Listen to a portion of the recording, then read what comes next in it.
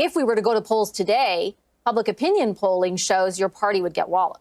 Trudeau finally did it. Welcome back to Moose on Loose. My name's David. Today, Justin Trudeau has put in his intent to resign. He's essentially partially resigned. He hasn't fully resigned yet. What does this mean for Canada? Can he further hurt Canada? What does this look like going forward? Let's jump into this. The day started off with Captain Cpac here with his giant motorcade burning tons of gasoline, going to give his resignation speech. The irony of this day, as you can see here, all of Justin Trudeau's papers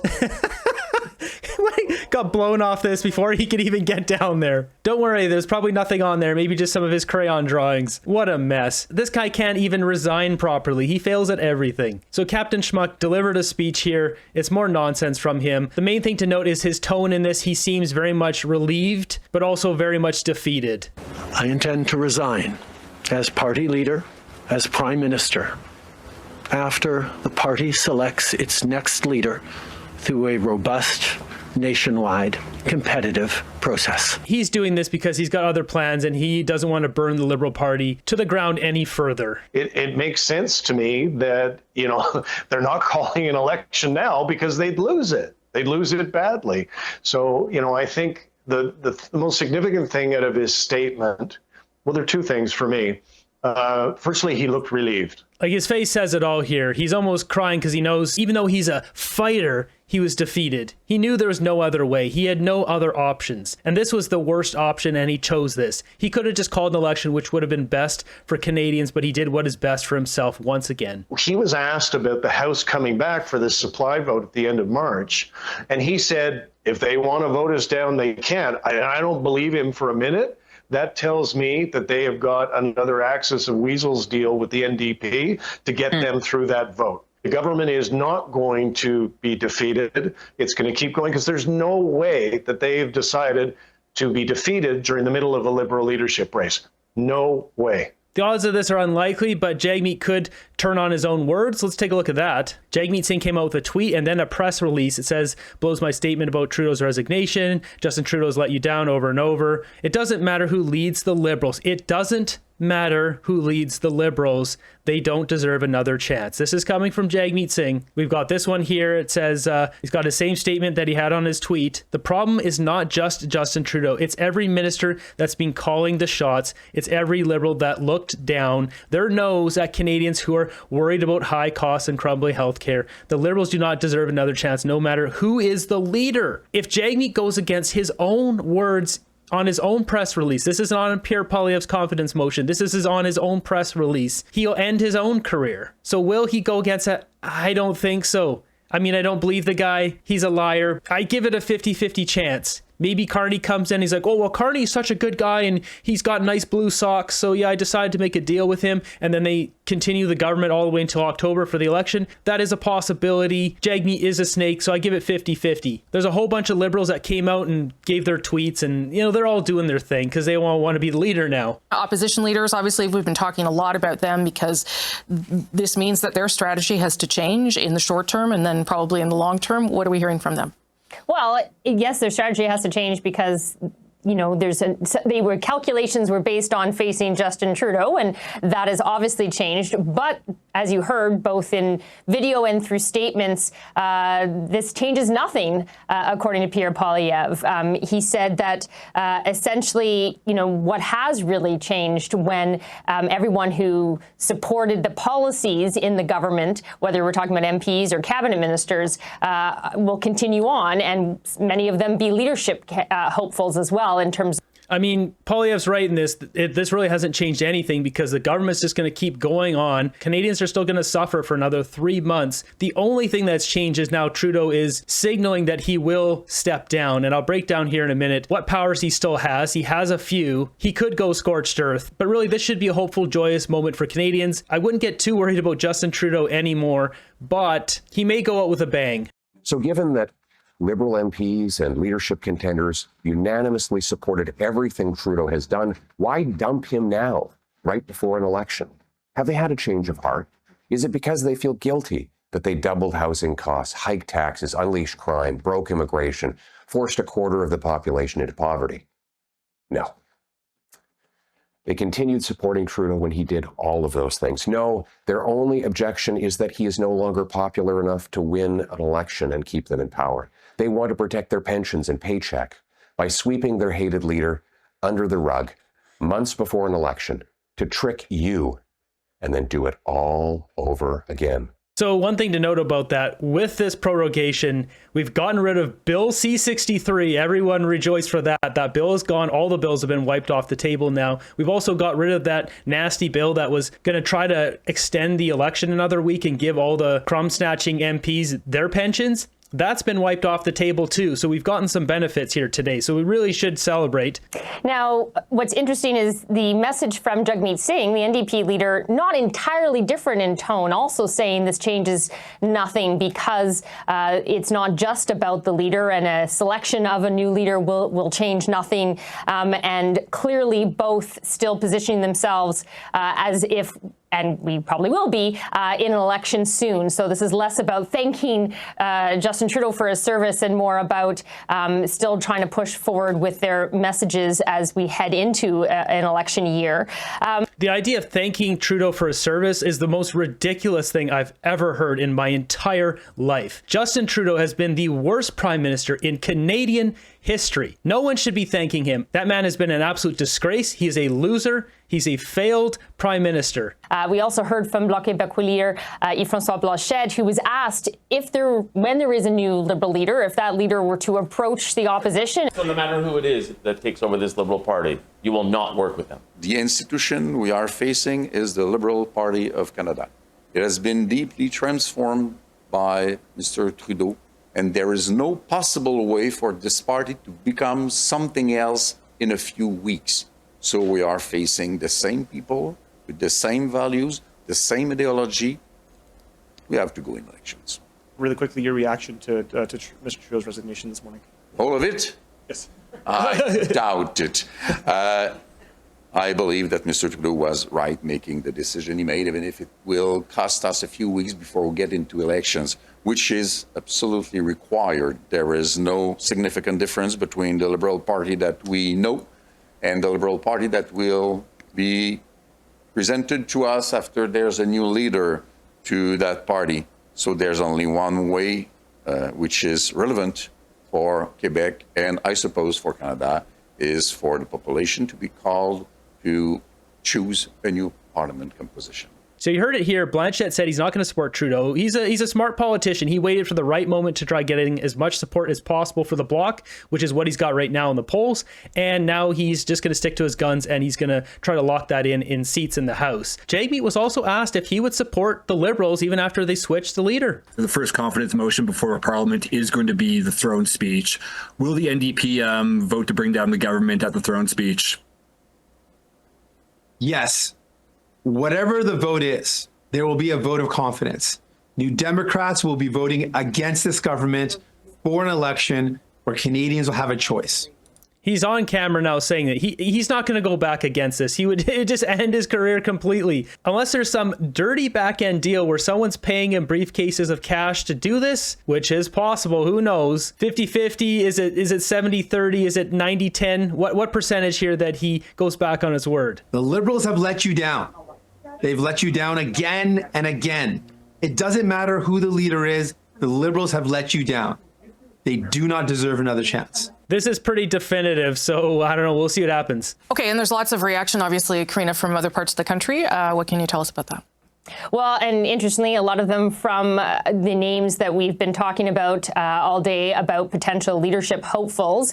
One of the first out of the block was Mark Carney with a tweet saying, "Thank you, Prime Minister, for your leadership, for your many contributions to Canada." And look at this crumb snatcher, just right out of the gate. Greasy Count Chocula here. Thank you for your many contributions. What contributions? You legalized the green Luigi. You destroyed our GDP, the Canadian dollar, wrecked our housing economy, immigration. Like, come on. And the sacrifices you and your family have made for public service. What sacrifices? We've got 41 million people making sacrifices. 1 in 4 people can't feed themselves because of Trudeau. Get this guy out of here. wishing you the best for your next chapters. As well, quite out quickly, but very brief. I thank Justin Trudeau. Yeah, so Chrystia Freeland's is interesting. I thank Justin Trudeau for his years of service to Canada and Canadians. I wish him and his family the very best. This is lukewarm. And if you look at what Trudeau said about Chrystia Freeland, there's still a bit of a family feud there. It seems that the event 3 weeks ago of Ms. Freeland coming out and saying you were firing her as your finance minister was the catalyst that brought us here today. So can you explain your side of what happened there? So you notice, like, he's taking deep breaths here, his eyes. I mean, just look at his face. It's written all over him. This is the straw that broke the camel's back here for his government. He knew he made a huge mistake by doing that. The regret is all over his face. Chrystia has been by my side for close to 10 years now. She has been an incredible political partner through just about everything we have done as a government. Just about everything or everything? It's a bit of weird wording there. And as a party over the past decade. I had really hoped that she would agree to continue as my deputy prime minister and take on one of the most important files that not just this government, but this country is facing. But she chose otherwise. In regards to what actually happened, I am not someone who's in the habit of sharing private conversations. He seems very much to drag her along. He said this as if she was right there with him with how the state of the country is. It seems like a bit of a backhanded compliment. And if you look here how lukewarm this is, there's obviously some sort of family feud still going on here. Potential hopeful Christy Clark, who also thanked the Prime Minister, but then went on to say, as a lifelong Liberal, I look forward to joining tens of thousands of Canadians to choose our next leader. This is the biggest opportunity in over a decade that we've had to grow our party and welcome new Liberals, including Canadians concerned about the future of our country. Let's seize it. Christy Clark will never be in charge of anything ever again in our government. She's an absolute loser. And then Francois-Philippe Champagne also thanking Justin Trudeau for his dedication and service to our country for so many years and really the service, these rats just coming out, some of them still in the bottom of the ship there. They found a few pieces of cheese to survive, including this scavenger. Champagne will not be prime minister of this country. Going on to talk about how his leadership and the government has set Canada in good stead, saying Canada can look forward to the future with confidence. And then we also have had reaction from people who aren't interested in the Liberal leadership. Doug Ford, Premier of Ontario, put out a statement that actually doesn't even mention Justin Trudeau. He just talks about pushing back against Trump and what's doing right for Canada and stuff. It's interesting because Doug Ford basically just snubbed Trudeau, didn't even acknowledge his existence. It's quite hilarious. If we take a look, there's more of them here. We've got Harjit Singh. For the better part of a decade, you've led the Liberal government with integrity, passion, and dedication. Give me a break. These bootlickers are out in full force. We've got this one here, Philomena Tassi. Thank you, PM, for your leadership and compassion. It's been the honor of a lifetime to serve Canadians alongside you. Ugh. Get real. We also got Melanie Jolie's tweet here. It says, over the past 10 years, the Prime Minister devoted himself to making this country a better place for all Canadians. That is a lie. He has done quite literally the opposite. Thank you, Justin Trudeau, for your leadership, determination, and sacrifice. Sending you well wishes, blah, blah, blah. This is a pretty lukewarm tweet as well. We've got Jane Philpott here. It's an emotional day. Anyone who served head of the government deserves thanks and respect. No, Trudeau doesn't reserve respect from anyone. He has to earn respect. It's not deserved. You have to earn it by being a good prime minister for the people, which is he is not. He's been the worst prime minister. And with that, we have Donald Trump coming out and blasting Trudeau. Many people in Canada love being the 51st state. The United States can no longer suffer the massive trade deficits and subsidies that Canada needs to stay afloat. Justin Trudeau knew this and resigned. If Canada merged with the US, there would be no tariffs. Taxes would go way down, and they would be totally secure from the threat of Russia and Chinese ships that are constantly surrounding them together.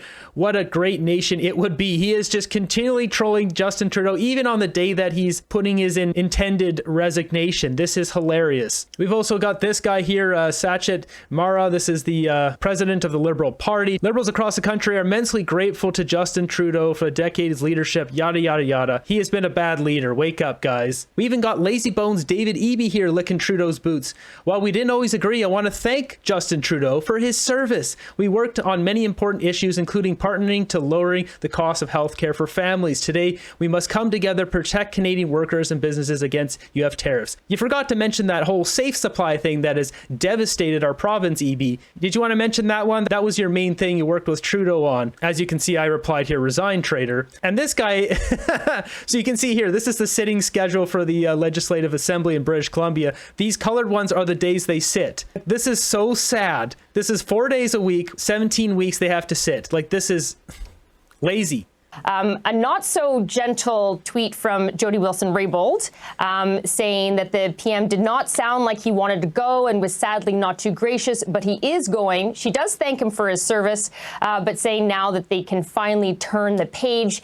So with all this, we have the leadership race going on. These are the top candidates. There's also Dominic LeBlanc and Anita Anand. That basically rounds out all of them. Chrystia Freeland right now has the top bump because she came out with the big middle finger to Trudeau when he basically forced her, wanted her to step over to another portfolio, and she didn't. I suspect we'll see this change, though. These two are going to be really gunning for it. Everyone else doesn't have a chance. Maybe someone else will come out of the woodworks here and pop up and pass all of them. But what's funny here is none of the above gets the highest percentage here, which is hilarious. There's so many clips here on CBC that are just funny. This one here, it says it'll be difficult for Justin Trudeau to watch cabinet ministers distance themselves from his Liberal record. I don't know your thoughts on how you do that and how difficult that might be for the Prime Minister to watch, as people who were once with him are now saying, I wasn't really down with that one, actually. Yeah, I think there'll be different styles of people. Some people who will flout, reject, and maybe be a bit more negative towards him. I think, as you see, Chrystia Freeland, for instance. Yeah. You got a guy like Anthony Housefather who very much said he didn't like how far left Trudeau took the Liberals. And there's multiple of them that have said that he's taken it too far left. So some of them will be pulling hard back to the right, to the center, basically. And that will be their selling point to be the leader. What are you thinking? What are you feeling as you watch this unfold this afternoon? Well, the first thing that I'm thinking is gratitude toward Justin Trudeau, who did a pretty difficult job for a long period of time and has done a lot of good things for the country. And I think he did the right thing today as well. Now that Trudeau's gone, he's back out there licking the boots. Trudeau has not done a lot of great things for the country. He's done almost nothing. He did not handle the world event well at all. He invoked the Emergencies Act. He brought out the horses. Enough of this. By stepping aside, and I thank him for that also. I agree with the way that Scott Reid ended that last segment. I think this is a very positive step for the Liberal Party. It's a chance for us to renew ourselves. It's a chance for us to offer a change in the next election under a new leader and a different vision. We haven't had the chance to have that robust debate of ideas for more than a decade. And definitely now Pierre Poilievre and the Conservatives are not getting the election that they wanted. It doesn't matter. Pierre Poilievre's going to annihilate any one of these Liberals. I guess if I could respectfully challenge it, they might, right? Because the House will resume March 24th. Opposition parties, including the NDP now, have said that they're going to vote to bring your government down. Is there really enough time for someone in your party, particularly someone, let's say, who served in cabinet, to distance themselves from the Prime Minister and his record, enough so that they can change the outcome of a race that, if we were to go to polls today, public opinion polling shows your party would get walloped? Well, the election that the Conservatives wanted was an election with Justin Trudeau as leader, where Justin Trudeau was the ballot issue for Canadians. So they're not going to get the election that they wanted. They may well get an election that they'll still do well in, but I don't think they're going to do anywhere near as well in the next election as they would have done had Mr. Trudeau stayed as leader. And I think this gives all of the candidates, those coming from outside, like a Christy Clark or a Mark Carney, those coming from inside, like a Chrystia Freeland or a Dominic LeBlanc or a François-Philippe Champagne or Anita Anand, to offer their own vision to Canadians, to talk about how they will deal with Donald Trump. How are they going to use Donald Trump's, rise to the presidency again as an opportunity rather than a threat? How will we renew our trade relationship with India? How will we reassure Canada's Jewish community that we will properly deal with the anti-Semitism that has been rampant in the last year? How are we going to show that we're fiscally responsible? How will we meet our NATO targets? There's all kinds of things now that Liberals have a chance to debate, and a vision of the country and a vision of the party that will certainly be different than the one that Justin Trudeau was, offering will be at the forefront, and then Canadians will make their decision. Yeah, this is not going to change. We're not voting for you guys ever again. What's funny here, too, is he didn't mention Melanie Joly. He mentioned every other candidate. It's like, I don't know if he just forgot her name, but it does seem like a bit of a snub. We've got one more here talking about Trudeau's popular policies that he brought in. And to be clear, there are also lots of big policy things that Justin Trudeau and his government put in place that are popular with Canadians. The Canada Child Benefit, I would argue, the child care program is popular. We know dental care is popular.